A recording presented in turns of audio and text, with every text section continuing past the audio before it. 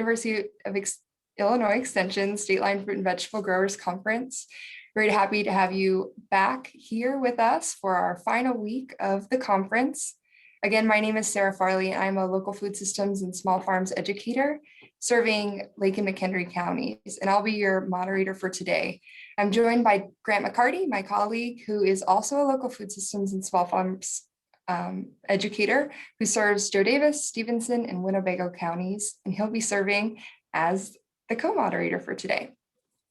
So just some quick housekeeping items as we get started. You'll notice that your video and chat will be currently disabled and will be disabled for today's program. And this just allows for a smoother recording and manages bandwidth. You have probably already received the email that Grant has sent out with the link for today's program. And in that email, you would have received handouts for today's programs. You'll also find those handouts in the chat box available with a specific link.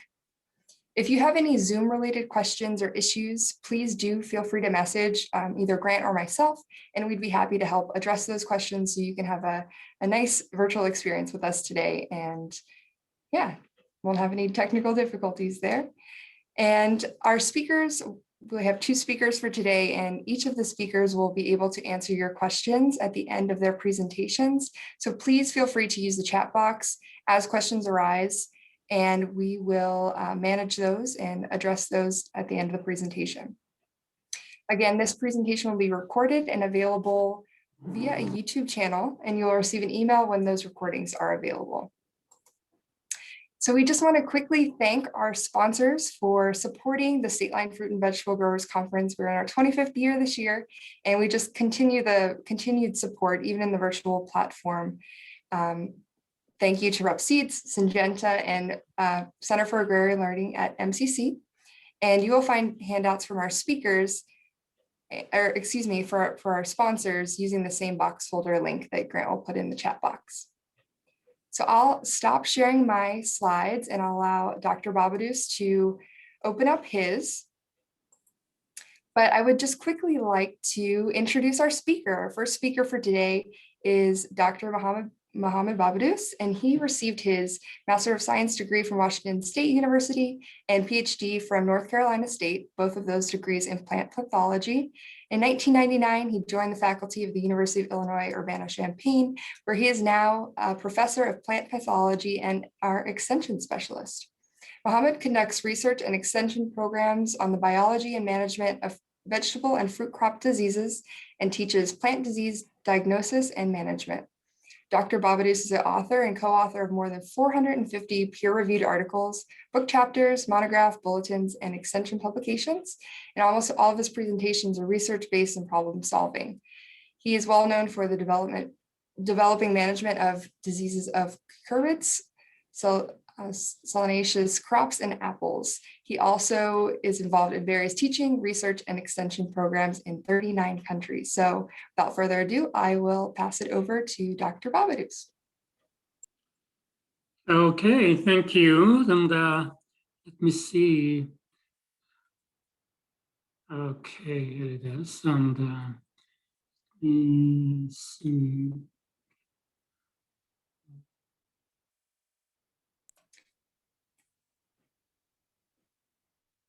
We're able to see your slides. We just need I see my slide. I'd like to maximize.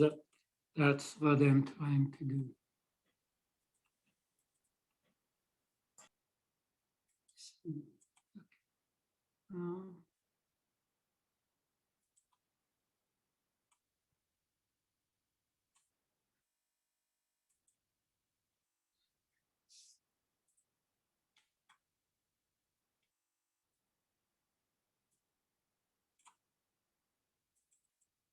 Okay, here we go. All right, as Sarah said, before you get started, I just wanted to let you know that we still see them in the, I guess, PowerPoint view. We're not seeing the presentation view. Oh, you don't see the PowerPoint? We see them, but we could see the kind of when you're working in the PowerPoint, that version, not the presentation view. So if you go to the bottom right, Yeah, you see I- the little, I just Mhm. uploaded. Should I go start all over? seeing Grant, you'll need to do a new share. Okay. Okay, new share. All right.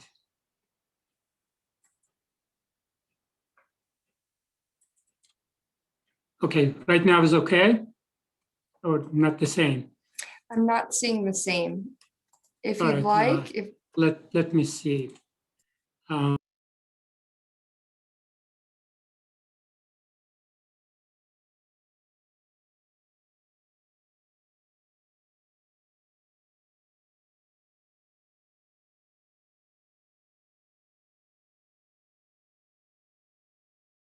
if you'd like, I do have your slides and can pull them up and give you control of the screen to click forward.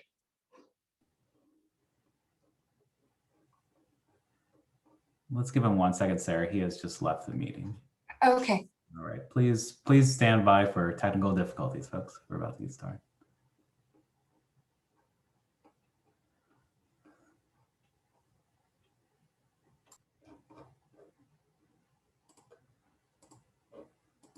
All right, he's now a co-host.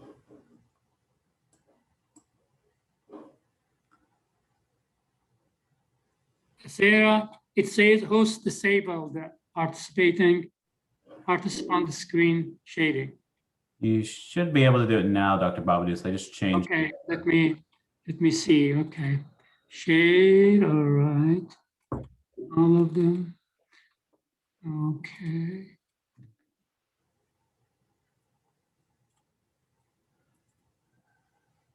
Is this good now? Yes, looks perfect. Thank Okay. you. Well, thank you. I'm going to be presenting pretty much what we found on the vegetable diseases in the past, I would say 3 years or so, and focusing on cucurbits and tomatoes. I'm not going to do peppers or other vegetables. Some of the highlights of this presentation will be diseases of tomato in indoor and outdoor production. Totally different. Those of you having a tomato in high tunnel or greenhouse should expect different sets of diseases compared to open field. And this is particularly is important in the area like central southern Illinois, which more people have high tunnel production. And please pay attention to frac code. Just we were talking with Sarah and Grant about frac code. Maybe in the future, we will have a short session. I will explain the frac code.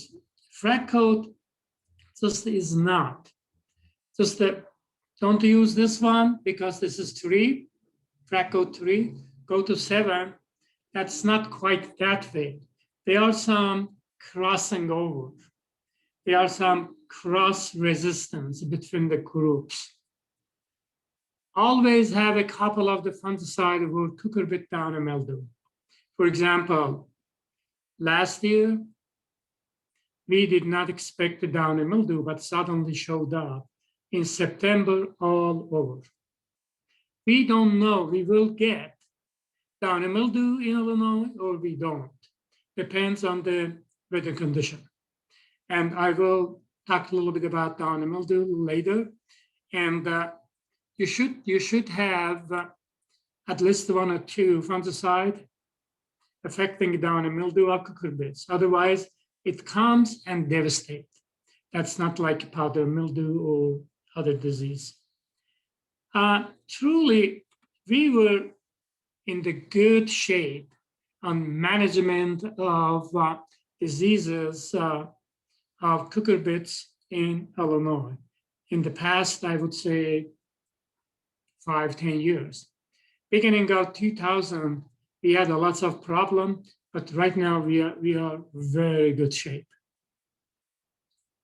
But this one, I'm going to go cucurbits first. And I'm going to be focusing on powdery mildew, Phytophthora Blight, Downy Mildew, Bacterial Spot.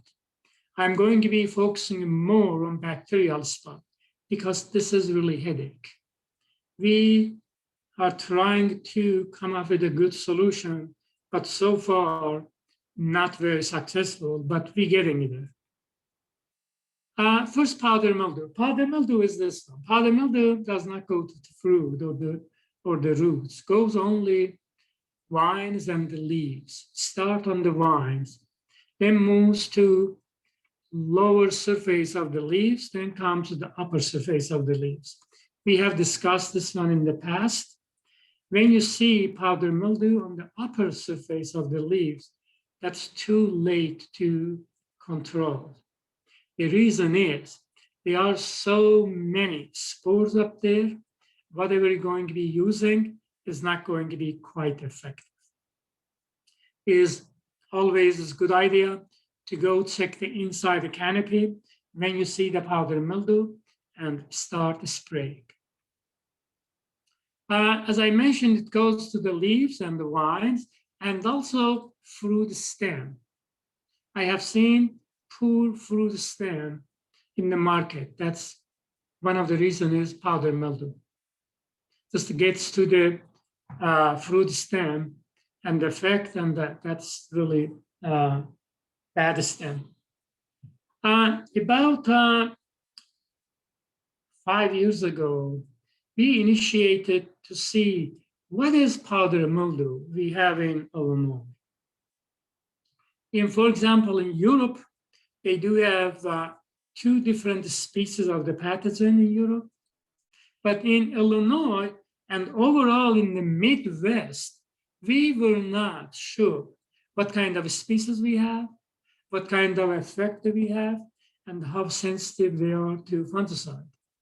We not only covered Illinois, but also we collected samples from Iowa, Indiana, Wisconsin, Michigan, Pennsylvania, New York, Texas, California, and Washington.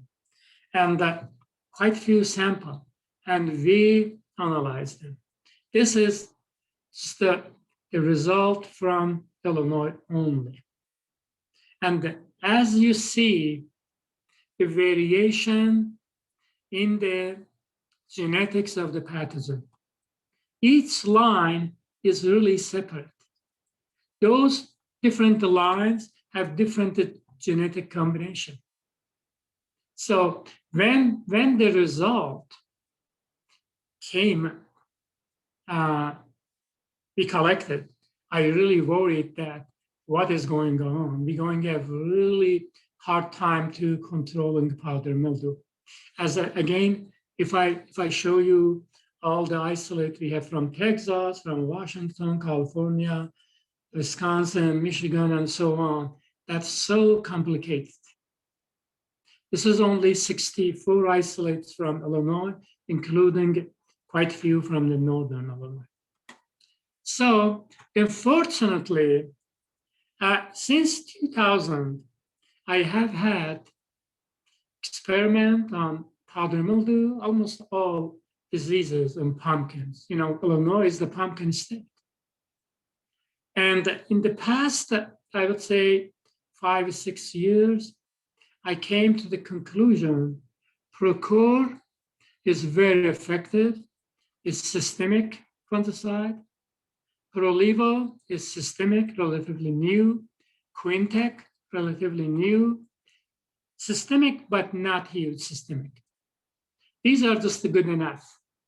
If you really are in Illinois, you want to control your powdery mildew, you need only 2 fungicides. I would say just the buy Procure and the Quintec. And you may, instead of the Procure, you make by Raleigh. But I do have lots of data on Procure is very good. Procure, frac code is 3. Quintec, frac code is 21. And they are very good. Whenever I use them in a plot, even late in the September, the plots are still green. But in the guide, in production guide, vegetable production guide, we listed lots of fungicide. That doesn't mean all of them really very effective in Illinois. I'm talking data from Illinois for Illinois. So if you want to use them, that's fine. But really, these are the ones you need, Procure and Quintec. That would be good enough for all cucurbits, squash, zucchini, pumpkin, gourd, all of them. No strobilurin anymore. About 7-8 years ago, we were recommending strobilurin, frac code 11, like Sauron and other groups. And we found in the past 4 years, no longer they are very effective.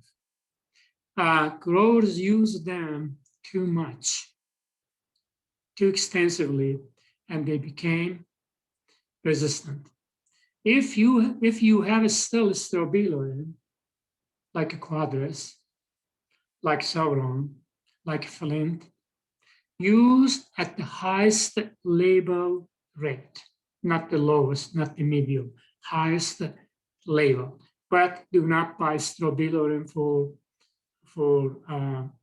powdery mildew anymore. Fungicide needs for resistant cultivar.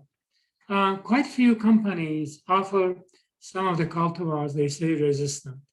They are not really immune, they are resistant, but when the pressure is high, they really become infected too. You have to spray at the end of toward the end of the season. Fungicide application, just to start when you observe the disease inside the canopy. Do not go in July 15 or July 10 or July 20. Just to go, check the canopy. Whenever you see the disease, start Procure, then Quintec, and so on. This shouldn't be in the northern Illinois. This should not be before really July 20th. Fungicide efficacy test must be every year. This is, as you saw, so variation in the genetics of the pathogen. We have to do, if we want to solve the problem, we have to do really efficacy test every year. I will not be able to say, okay, this was great in 2019, may not be 2021. We have to be really having some plots. I can't have the plots all over, but I do have plots every year in Champaign area. Is there any question before we move to Phytophthora? I don't see any on the chat box. So if anybody has any questions in relation to powdery mildew, please do add those or okay, raise your hand. Looks like I don't see any. All right. Okay. Move on. I'm sorry. You Go can ahead. move on. Go ahead.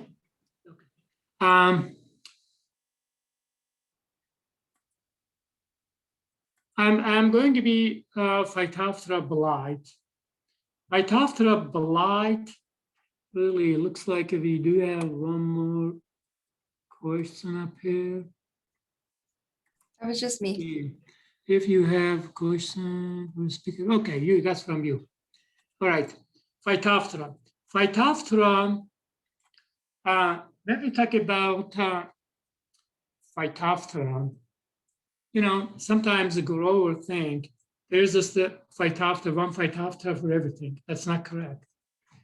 Phytophthora started in 1845 in Northern Ireland. And at that time, we had one Phytophthora on potato famine. Now we have 154 species of Phytophthora, meaning that not all Phytophthora goes all of the crops. For example, this is Phytophthora capsaicei in Illinois, goes to cucurbits and also peppers. This is devastating. I have to mention here, processing pumpkin or canned pumpkin are more susceptible to Phytophthora than Halloween pumpkins. All of them are susceptible, but this particular is very serious. In 1999, 2000, we had total losses in some fields. But right now we do not. We're not completely out of wood, but the losses very rarely goes 5% or 10%, some days, depends on some years, depends on the rainfalls. This pathogen needs moisture. It grows, you see this one? Some years ago, I took this picture. We had to go to replant fields because of the plant death, like this. And later on, it started infecting the vines. And here it is. In about 3-4 days, the area infected spot curdles and no water, no nutrient moves from one side to another. That's it. Obviously, fruits. All of the cucurbits are susceptible. We do not have any resistant variety or cultivar to Phytophthora. No one has in the world. If somebody has really a pumpkin resistant to Phytophthora, she or he will be here. As you see up here, how devastation could be. And some of these are from Northern Illinois, for example, these from Northern Illinois. We have seen in Kane County, we have seen even McHenry County, and that's quite common. But in the past 3 years, not as much. Well, when I started research, I did develop a seed treatment and checked the several fungicides.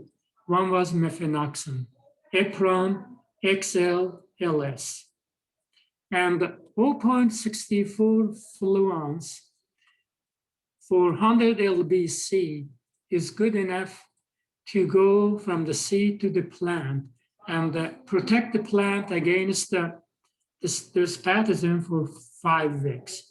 That was just great.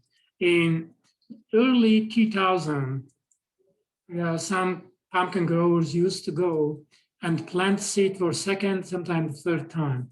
Ever since we have been using this fungicide, no one really using any second planting or third planting at all. Very, very effective. Well, I'm going to make it short because we have a lot to talk. And since 1999, we have tested more than 50 potential fungicides and gradually changing. For example, what we had in 2001, 2002, no longer the case. We have a new one. One of them is Orendis Ultra. Orendis Ultra is 2 components here, frac code U15 and 4D. Revis, frac code 4D. Runman, frac code 21. If you're using a Runman, use Silvet L77. That's the spreader sticker. That helps improves the effectiveness of the fungicide. Illumine, relatively new. I tested, it is effective. Presidio was effective for some times in Michigan and was not good in Illinois, but recently I came to the conclusion that we can use Presidio too. We have to spray at first sign of the disease and at weekly schedule, not 10 days schedule, not 14 days schedule, weekly schedule. I know who had this disease in Northern Illinois, but I don't want to just disclose the information. My recommendation for this particular pathogen 3 to 4 years of, at least 3 years, rather 4 years of crop rotation. We have identified the susceptible crops and the resistant crops. I have provided in the past. If somebody needs to know, just drop me an email and I will send you the information. Seed treatment with mefenoxam is very good and very simple. You can do it. That's not complicated at all. If possible, grow on the raised bed, like a bushy, for example, squash. But you can do pumpkin. Avoid using contaminated water. If you had this disease in your field, there will be runoff water. That water has lots of spores of this pathogen. When using that water for irrigation, you're practically spreading the pathogen all over the field. Fungicide application at the first sign of the disease and that 7-day interval. And we have to alternate. We can't use any fungicide for more than 2 twice in a row. Effective sanitation. Effective sanitation is quite important. I did not put this slide, but a few years ago, somebody had a problem with Phytophthora in Indiana. When I visited, he said, pumpkins in the bean, and goes to the market and comes back after a few days, all rotten. When I saw, I realized the harvester picking up the infected pumpkin, usually is in the bottom, and then hands become contaminated, then drops, he or she drops pumpkin and goes to another pumpkin, uninfected. Then practically contaminate in the hands that pumpkin. That's what beans, many beans just came back. Sanitation is very, very important. So anybody has any question on Phytophthora? No questions at this point. Okay. We're going to go Downy mildew or Cucurbits. Downy mildew is devastating. Downy mildew pathogen does not survive winter in Illinois because this is obligate pathogen and it has to come from the south or southeast, like Florida, Georgia, and Texas, that area.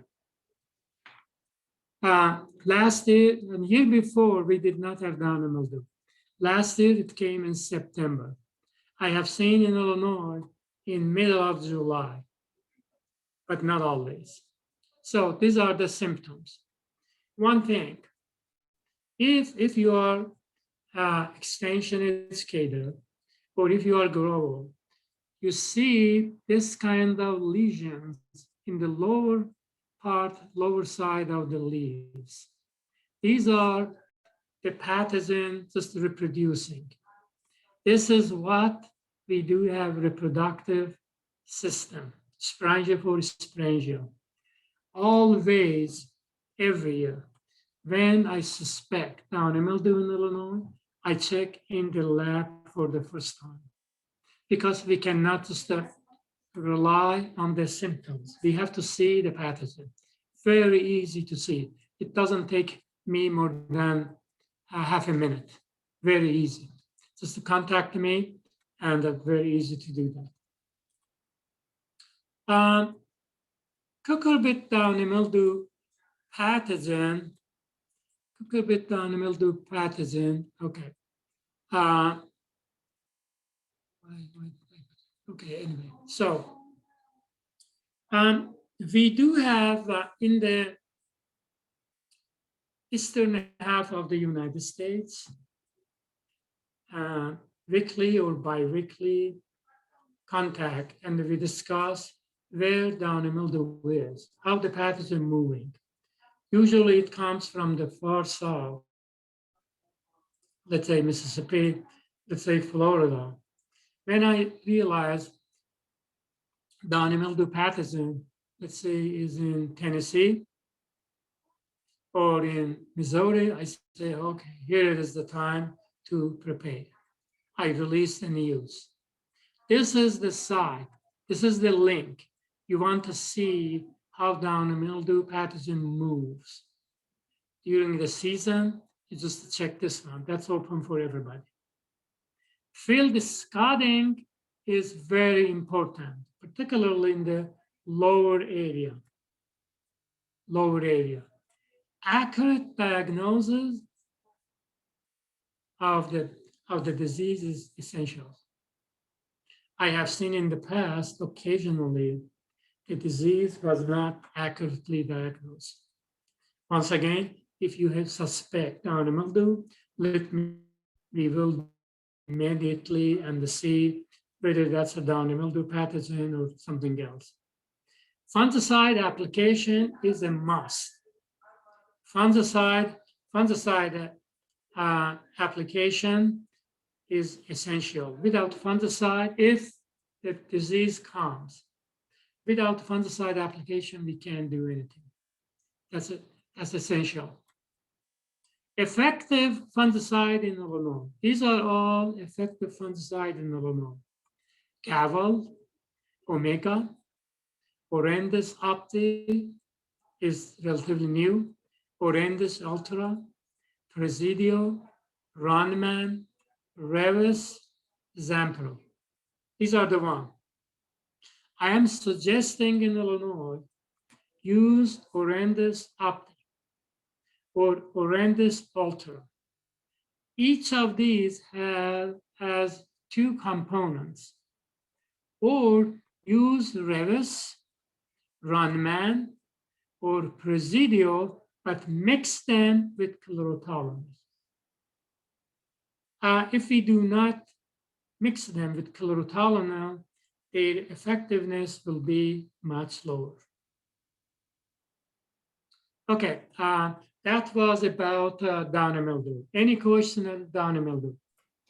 We don't have any Downy mildew questions. We have a question that relates back to the Phytophthora. Do you want to answer that now or later on? Answer later on? Sure. We can do that. Well, or I can pose it right now. It's, can we do anything to reduce Phytophthora pressure in off cucurbit crop years? Yeah, sure. We have to spray. We have to spray as soon as we just observe the disease in the field. We have no other choice. And we can use crop rotation. We can use just to try to minimize the moisture in the soil. But what you can do, I mean, how you can manage soil moisture. Sometimes I have seen 6 inches in 3 hours, 6 inches of rain in 3 hours. It's practically not possible. But all we have to do is lower the moisture and use fungicide and the sanitation.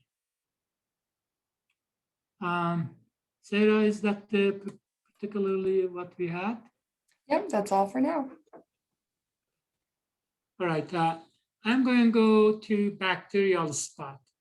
This Bacterial Spot, we have been working for almost 6-7 years and not as successful as we have been in other diseases. Until about 2005, we did not have really bacterial spot disease, erratic, here and there, very few.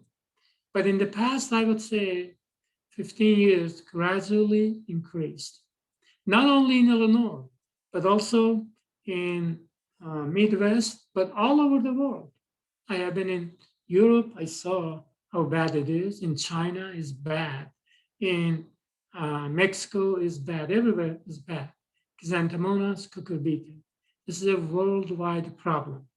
But the good news is it goes only pumpkin and the winter squash, not the zucchini. not to yellow squash. All need wet and warm condition.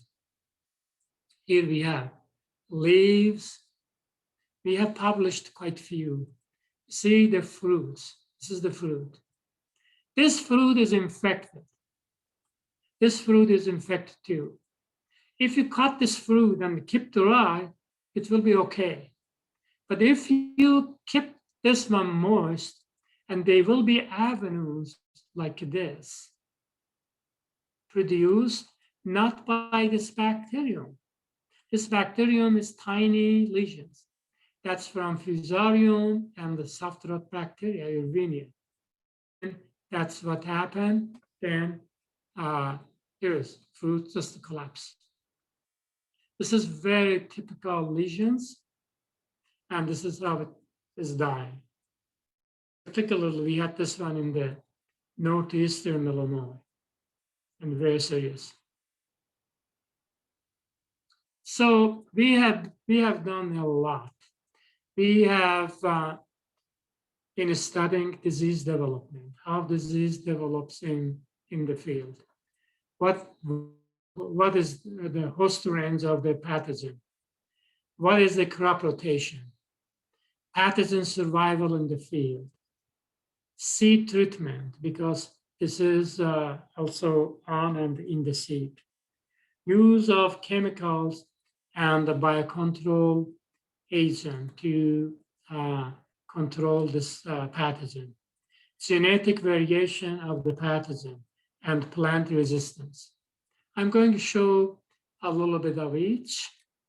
This is based on the observation and the greenhouse study. Xanthomonas cucurbitae infects only cucurbits.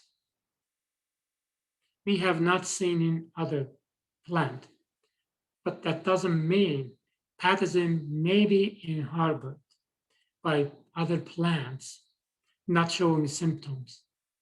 Still we have more to do just to define what crops are infected and produce symptoms, what are infected not to produce symptoms, and so on. Xanthomonas cucurbitae may survive on other plants, as I mentioned, but we are not aware. We haven't done that yet.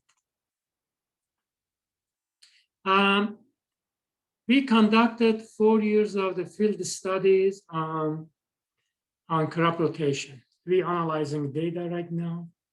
We will see what kind of crop rotation we can suggest.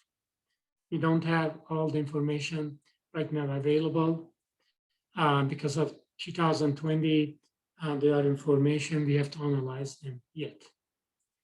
But survival of the pathogen in Urbana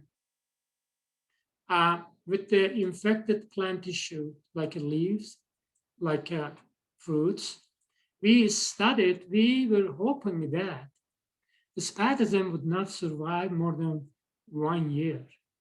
We just designed this experiment for 2 years. What we found? We found the pathogen is still with the decayed pumpkin or squash debris after 24 months and is still alive and making disease. So I'm suggesting 3 years of crop rotation. Definitely, we need at least 3 years of crop rotation. Seeds, lots of information about seed infection. We did lots of study. We put the pathogen on the seeds, or we just collected naturally infected seeds. And we found pathogen survives more than 18 years at 72 degrees Fahrenheit and 39 degrees Fahrenheit, more than 18 months. Meaning that in the seeds, when seeds are infected or infested, they should have the pathogen until end of second year. But after 3 years, the seeds probably will be pathogen-free. We developed a seed treatment, very effective one, hot water treatment, 55 degrees for 15 minutes, very effective. HCl, 0.5% for 40 minutes, very good. Sodium hypochlorite, just the bleach, common bleach, is not effective.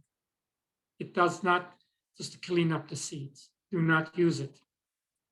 Conclusion is we can easily clean up the seeds, carrying pathogen in or on the seed with hot water or HCl, very, very effectively. That's very clear. We have done.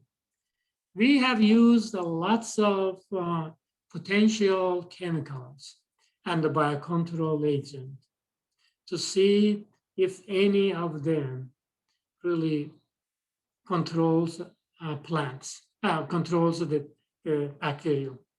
Well,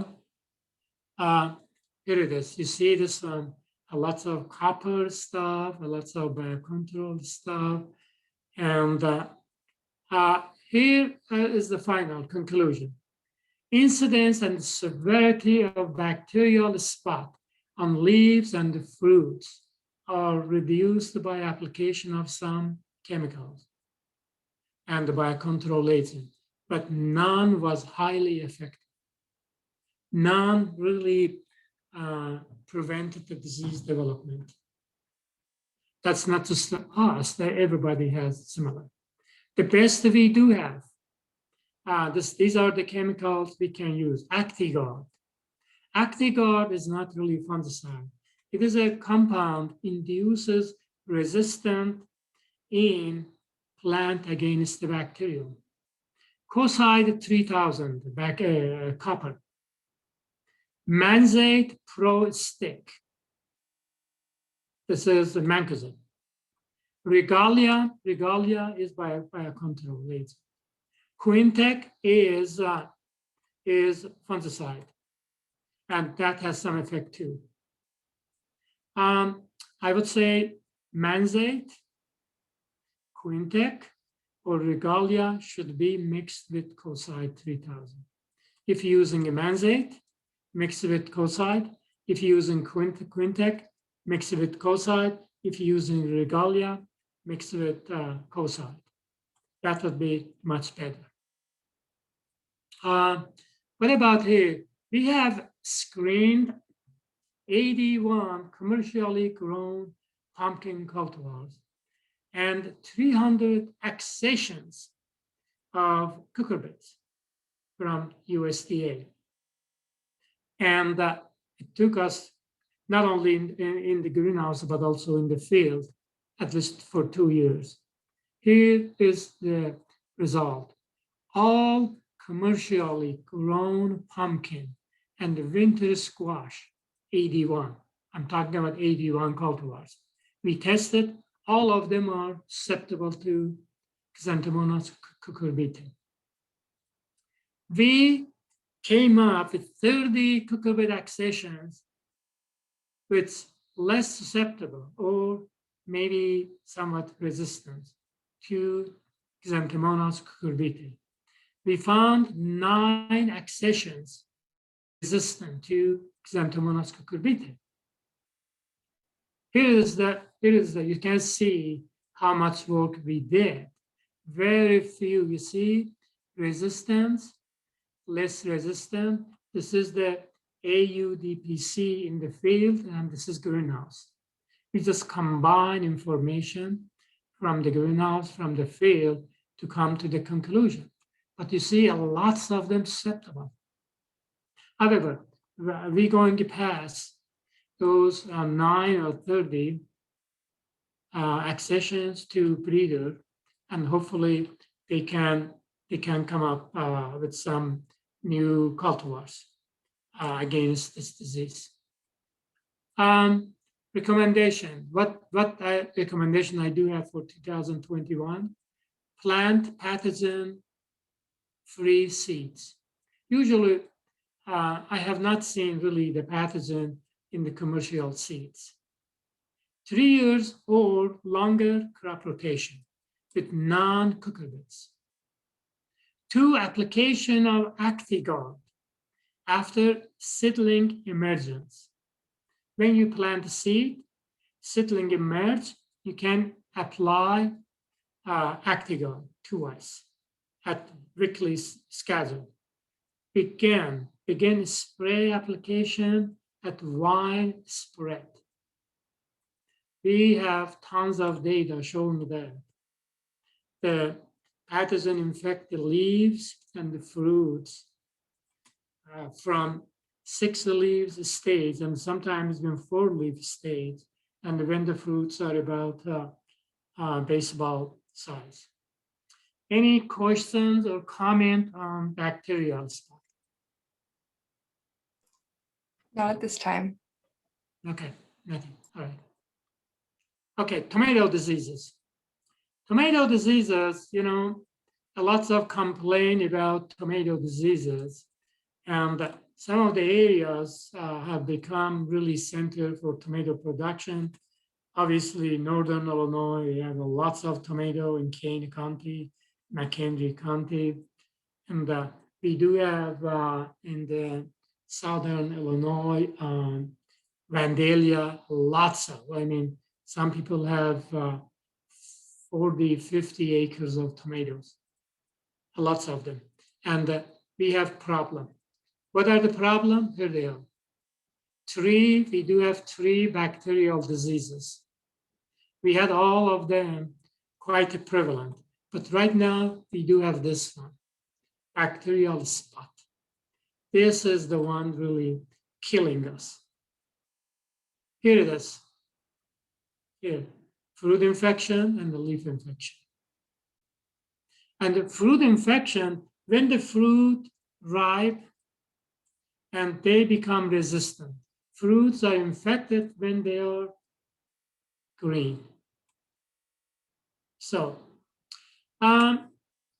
we have seen particular symptoms in Illinois that not really reported in other places. And those are blossom stem. See this blossom stem. What does this do? It ends up in abortion. This is very particular in central to southern Illinois. I have seen some in the northern Illinois too. Depends on the variety. We decided to do investigation, 3 years, 2017, 2019. We did field survey, and then south and central and northern Illinois. We covered lots of cultivars, Biltmore, Carolina Gold, Grandie Wine, Chef's Choice, Dixie Red, Heirloom, Phoenix, Primo Red, Pony Express, Red Deuce, Red Morning, Rocky Top. These are the varieties widely grown in everywhere in Illinois. Not everybody grow all of this, but most people grow some of these, and all of them grown in Illinois. No resistant to bacterial spot we found in Illinois. Previously, we thought we had just one species, Chrysanthemonas vesicatoria. That was the pathogen. After we studied, we came up not really vesicatoria, but 2 new species, Chrysanthemonas perforans and Chrysanthemonas gardneri. Here it is, the area we studied in the north, Kane and McHenry County, in central, Champaign and other counties, Moultrie, and in the south, mainly south of I-70, Vandalia. So what we found, we got lots of sample we collected from the foliage, from the fruit. What we found, Chrysanthemonas gardneri. 3 years ago, we didn't know anything about this one. For example, in Northern Illinois, we had out of 53, out of 63, 54 at gardneri. In Southern Illinois, perforans. In Central Illinois, pretty much equal. In Southern Illinois, we had more perforans than gardneri. On the fruit, we had mainly gardneri, very few perforans. So what we have now, in the Northern Illinois, primarily we have Chrysanthemonas gardneri. In Southern Illinois, we do have Chrysanthemonas perforans. Dominant species, again, in Northern Illinois is gardneri. In Southern Illinois is Chrysanthemonas perforans. On the fruits is gardneri, not perforans. These are all new findings in the past 3 years. 3 years ago, we had no idea what's going on. So not only that, but also we have lots of variation, genetic variation among the species. For example, 5 groups of Chrysanthemonas gardneri and 4 groups of Chrysanthemonas perforans. Not only this, but also we found some copper resistance. However, when we mix the copper with, let's say, mancozeb, manzate pro stick, that was okay. Here are my recommendations. Plant less susceptible or tolerance cultivar. But this is not the growers really want, because growers plant whatever they can easily market. Plant pathogen-free seeds, usually they are. If you're saving a seed from your own plant, make sure that they are pathogen-free. A 3-year crop rotation is needed with non-solanaceous crops. Field sanitation, remove all the material. Plant varieties separately, particularly when you're preparing your seedlings in the greenhouse. Don't mix them. If one of them becomes really diseased, then that will be all over. Each variety should be kept separate. And control volunteer plants. Control volunteer plants of tomatoes. Control and weeds. Use clean crate boxes and stakes. If you save boxes, stakes, or anything, wooden stuff from last year, soak them in bleach and then scrape them. Do not enter the field if the foliage is wet. This is what really important, as we just spread the pathogen from plant to plant. Disinfect the pruning tools if you're pruning your plants. Avoid coal pile in the field. I have seen people just leave tomatoes in the field and they just carry the pathogen from one year to another year. Scud your field weekly, not in wet condition, in dry condition. Spray plants with effective bactericide, beginning at first sign of the disease. We have no choice. Nobody has clue what to spray. This is the best I have come up in the past 10 years. Effective chemicals. Coside 3000 is is not the best, but that's what we have. Manzate Pro Stick. We have to mix with COSI. Agri-Phage is a good compound. I tested 1 year in Illinois, but it was very good, and I have to test once more. Regalia is okay. LifeGuard is okay. Quintec is okay too. My recommendation is Manzate Pro Stick plus COSI 3000. Alternate with Regalia plus COSI 3000. This is the best I can recommend right now based on the collected data. You may say, oh my goodness, they are not working perfectly. Yes, they are not working perfectly. Nobody has any better idea to do that. I have been in contact with people here in the United States, outside the United States, worldwide. No one has really silver bullet. With this one, thank you for your attention. I bring my presentation to the end. Any questions or comments?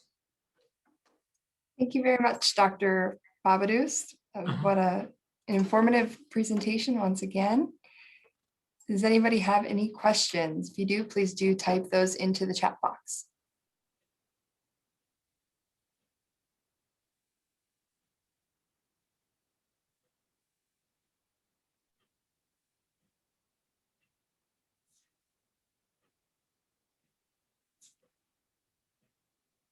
Okay, I don't see any question really. I'm not seeing any. I guess I do have a question.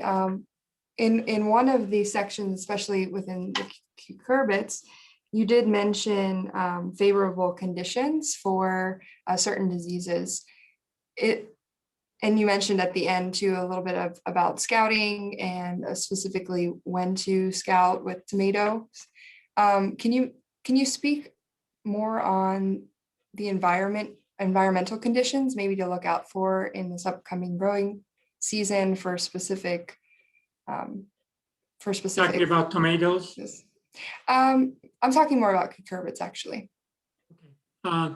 Well, when you go and really scout the field in cucurbits, let's say pumpkin or squash, winter squash or gourd, and the important part would be low area in the field. Usually we get Phytophthora, we get Downy Mildew and the Bacterial Spot where the moisture is more in the low area. Should be going to the low area and open up the canopy, not just look from the top. Open up the canopy and check if something is going on, inside the canopy.